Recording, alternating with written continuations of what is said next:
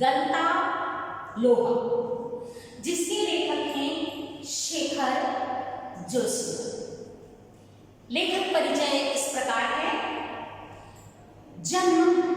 इनका जन्म सन 1932 में अल्मोड़ा उत्तरांचल में हुआ था। इनकी प्रमुख रचनाएं कोसी की घटवाल, साथ के लोग, दाचियू हलवाहा, नौरंगी, बीमार है, एक पेड़ की याद आदि प्रमुख रचनाएं हैं। सम्मान, इन्हें पहल नामक सम्मान प्रदान किया गया है। पहल यानी शुरुआत। पिछली सदी का 6वां दशक हिंदी कहानी के लिए युगांतकारी समय रहा था। युगांतकारी जो युग बीतने के बाद आते हैं। एक साथ कई युवा कहानीकारों ने अब तक चली आ रही कहानियों के रंग ढंग से अलग तरह की कहानियां लिखनी शुरू की। कई युवा यानी जो युवक हैं उन्होंने इस युग में, इसीलिए युगांतकारी कहा गया क्योंकि ये एक सदी के बाद आया जब सारे युवा कहानीकार थे। उन्होंने जो पुरानी कहानियां थी, मुंशी प्रेमचंद जी की कहानियां ले लीजिए, उनकी कहानियों से हटकर कुछ अलग कहानियां लिखना शुरू की और देखते ही देखते कहानी की यह विधा साहित्य जगत में सामने आकर खड़ी हो गई और देखते देखते कहानी की विधा साहित्य जगत के केंद्र में आकर खड़ी हो गई। उस पूरे उठान को नाम दिया गया नई कहानी आंदोलन। इस आंदोलन के बीच उभरी हुई प्रतिभाओं में शेखर जोशी का स्थान अन्यतम है। इनकी कहानियां नई कहानी आंदोलन के प्रगतिशील पक्ष का प्रतिनिधित्व करती हैं। समाज का मेहनतकश और सुविधाहीन तबका इनकी कहानियों में जगह पाता है। निहायत साज एवं आडंबरहीन भाषा शैली में वे सामाजिक यथार्थ के बारीक नुक्तों को पकड़ते और प्रस्तुत करते थे। शेखर जोशी जी छोटी से छोटी माइन्यूट सी चीजों को जो सबसे कम हो उनको भी वो पकड़कर खींचकर अपनी कहानियों में लाते हैं। उनके रचना संसार से गुजरते हुए समकालीन जनजीवन जो उस समय चल रहा था की बहुविध विडंबनाओं को महसूस किया जा सकता है। ऐसा करने में उनकी प्रगतिशील जीवन दृष्टि और यथार्थबोध का बहुत बड़ा योगदान रहा है। शेखर जी की कहानियां विभिन्न भारतीय भाषाओं के अतिरिक्त अंग्रेजी, पोलिश और रूसी में भी अनुदित यानी लिखी जा चुकी है और छपवाई जा चुकी है। नई कविता, हम हिंदी साहित्य को 4 युगों में बांटते हैं। 4 युगों में सबसे आज जो वर्तमान में चल रहा है 4थे नंबर का युग है नई कविता। नई कविता तो ये नई कहानियों का युग था इनका। इन्होंने नई कविता आंदोलन में नई कहानियों को जगह दी है और जो समाज में, जो यथार्थ में घटित होता है, वही शेखर जोशी जी की कहानियों में हमें मिलता है। सारांश, गलता लोहा शेखर जोशी जी की कहानी कला का एक प्रतिनिधित्व नमूना है। समाज के जातिगत विभाजन पर कई कोणों से टिप्पणी करने वाली कहानी इस बात का उदाहरण है कि शेखर जोशी के लेखन में अर्थ की गहराई का दिखावा और बड़बोलापन जितना ही कम है, वास्तविक अर्थ और गंभीरता उतनी ही अधिक है।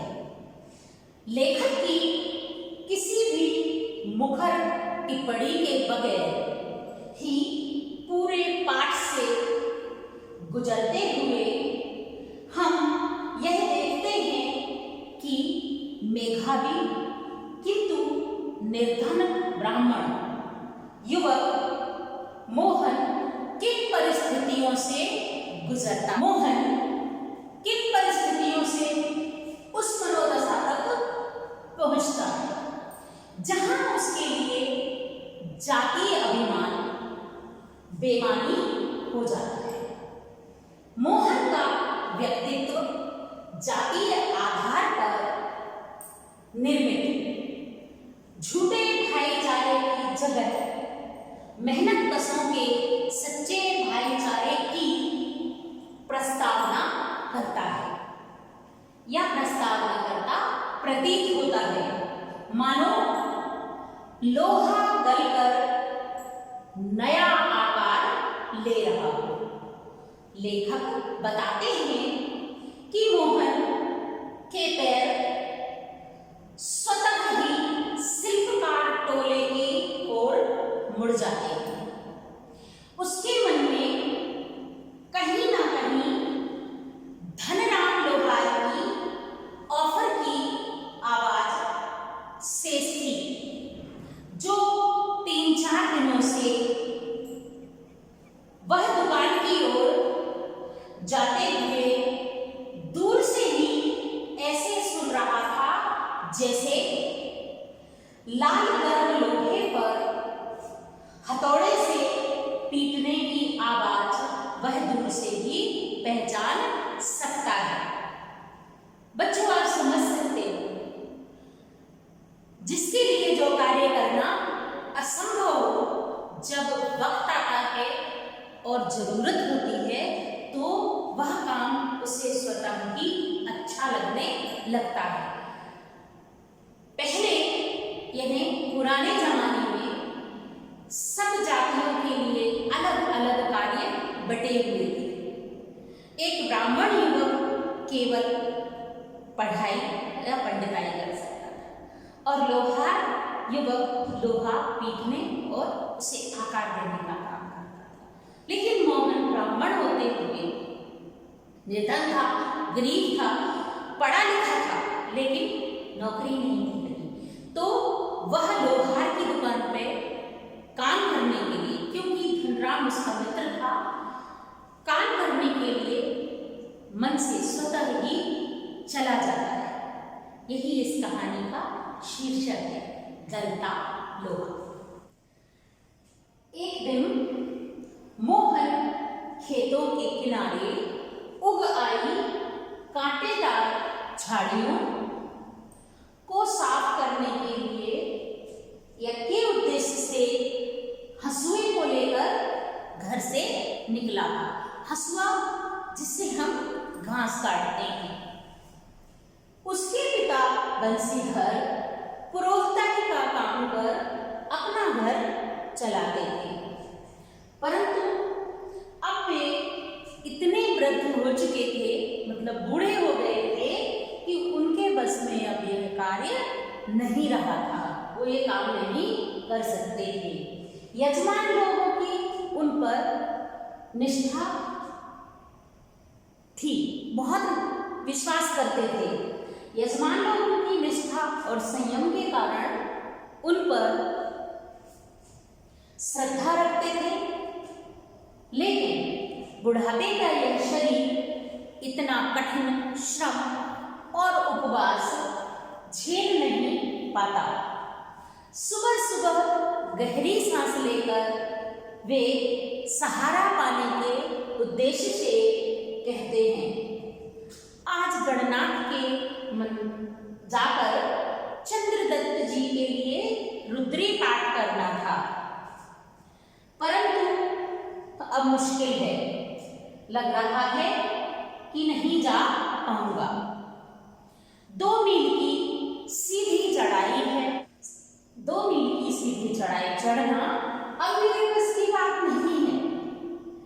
अब अचानक से ना भी तो नहीं कर सकते, कहा जा सकता है कुछ समय समझ में नहीं आ रहा।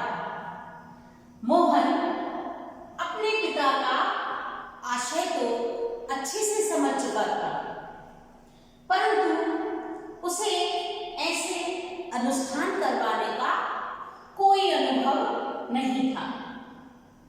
पिता की बातें सुनकर भी उसने उनका भार हल्का करने के लिए भी कोई सुझाव नहीं दिया, जैसे कि बात हवा में कर दी गई हो। उसने कुछ सुना ही नहीं, क्योंकि जब उसे ये अनुष्ठान आते ही नहीं थे तो वो अपने पिता की मदद कैसे कर सकता था।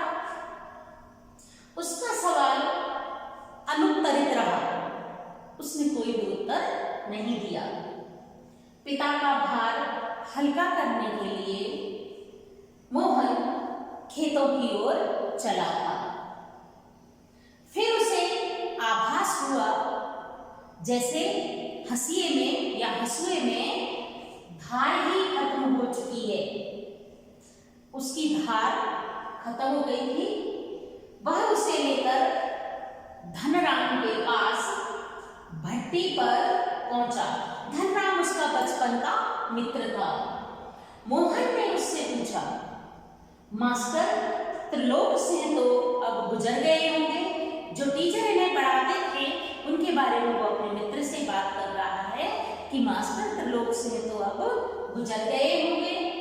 वे दोनों अब अपने बचपन की दुनिया में लौट आए थे। धनराम की आंखों में एक चमक सी आ गई थी। जब हम बचपन की बातें सोचते हैं तो हमारे मन में भी कहीं ना कहीं एक बचपन जिंदा हो जाता है। वह बोला, मास्टर साहब भी क्या आदमी थे, अभी पिछले साल ही गुजरे हैं, लेकिन मुझे उनकी छड़ी आज भी याद है। वो हमेशा छड़ी अपने साथ रखते थे और हमें बात बात पर दंड देते थे और कितना मारते थे, लेकिन सिखाने में भी वे पीछे नहीं हटते थे। और क्लास में सबसे ज्यादा, कक्षा में सबसे ज्यादा प्यार वो मोहन से करते थे। त्रिलोक जी स्कूल की 4 दीवारी के अंदर आते और सारे बच्चों से पूछते कि तुम लोगों ने प्रार्थना कर ली। फिर कड़क आवाज में पूछते, मोहन नहीं आया आज। मोहन उनका चहेता शिष्य था। पढ़ाई के साथ गायन में भी अव्वल था। उसे मास्टर साहब ने पूरे स्कूल का मॉनिटर बनाया हुआ था। मोहन से मास्टर साहब की उम्मीदें अधिक थीं। अगर कोई सवाल पूरे क्लास को नहीं आता तो वह सवाल मोहन से ही पूछा करते थे और मोहन उनका सही जवाब भी दे देता और उन्हें संतुष्ट कर देता। उसके बाद मास्टर साहब उन लड़कों को देने का भार भी मोहन के ऊपर ही डाल देते और मोहन को आदेश देते कि इन सबके कान पकड़कर खींचो और उठक बैठक भी लगवाओ। उन लड़कों में धनराम भी था, जिसे अपने हमजोली मोहन के हाथों कई बार कान खिंचवाने पड़े थे। मोहन के प्रति थोड़ी ईर्ष्या रहने के बाद भी धनराम के मन में उसके लिए स्नेह और आदर था। हमेशा प्यार से उससे पेश आता था। मास्टर त्रिलोक से कभी कभी कहा करते थे कि एक दिन मोहन बहुत बड़ा आदमी बनेगा और उनका नाम रोशन करेगा। हमेशा शिक्षक ये सोचता है कि कोई विद्यार्थी तो उनका नाम भी रोशन करे। धनराम उन बाकी शिष्यों की तरह था जिन पर मास्टर जी की कभी कभी ध्यान दिया करते थे या दृष्टि पड़ती थी। पहाड़ याद ना होने पर डंडे से मारते थे और 5-6 दरातियां उसे धार लगाने के लिए दे दिया करते थे। एक बार मोहन को 13 का पहाड़ा याद करने को दिया। मोहन ने किसी तरह 12 तक तो पहाड़ा याद कर लिया, लेकिन 13 का पहाड़ा उसे पहाड़ लगने लगा। याद नहीं होने पर मास्टर जी ने उसे डंडे से मारा। मारते मारते डंडा टूट गया तो धनराम को सजा मिली कि वह अपनी मार खाने के लिए खुद ही डंडा लेकर आएगा और रोज उसे स्वयं को दंडित करने के लिए या दंड लेने के लिए अपने हाथ से डंडा लाना पड़ता था। लेकिन उसे 13 का पहाड़ा याद नहीं हुआ।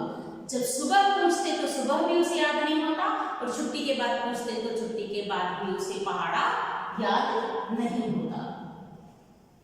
उन्हें मालूम था कि धनराम के पिता उसे बचपन से ही अपने पुश्तैनी काम में लगाकर रखते हैं, इसलिए वो कुछ तरातियां उसे धार लगाने के लिए रोज दे दिया करते थे। धनराम के पिता की मृत्यु के बाद सारा काम धनराम के ऊपर आ पड़ा और धनराम की पढ़ाई छूट गई। वह अपने पिता के कारोबार में लग गया। इधर मोहन ने 5वीं कक्षा पूरे प्रदेश में अव्वल दर्जे से पास की।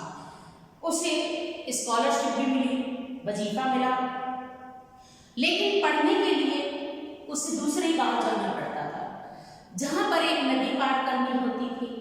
बारिश के दिनों में और भी दिक्कत होती।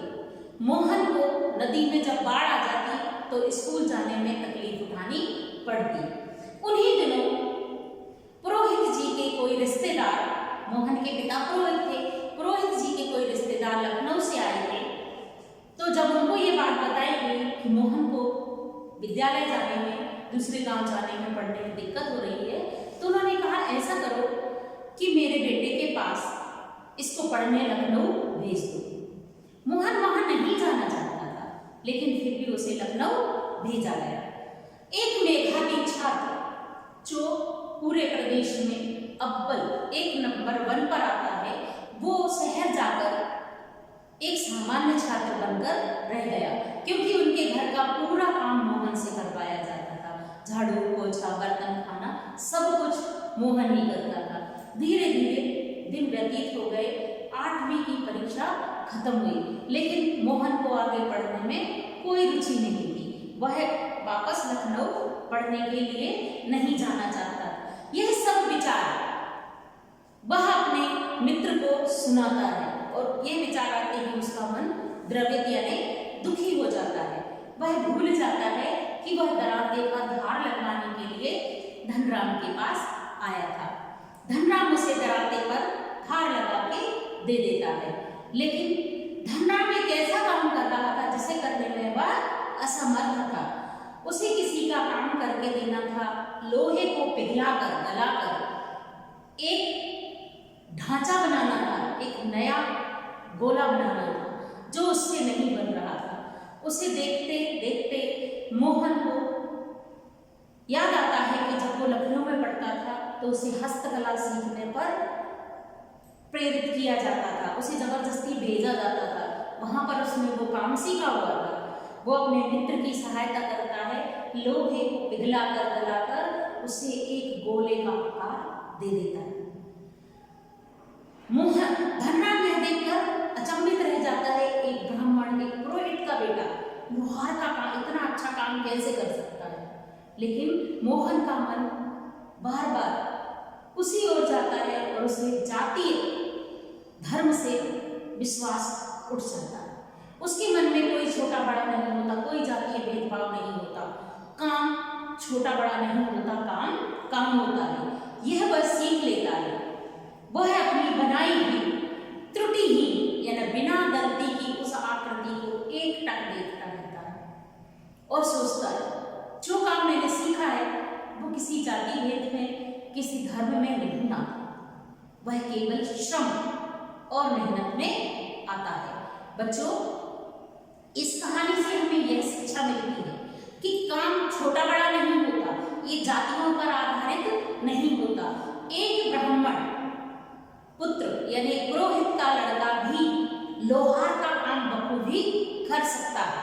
जरूरी नहीं है कि जो लोहार काम करता है वो उसके लिए ही पुश्तैनी बना है।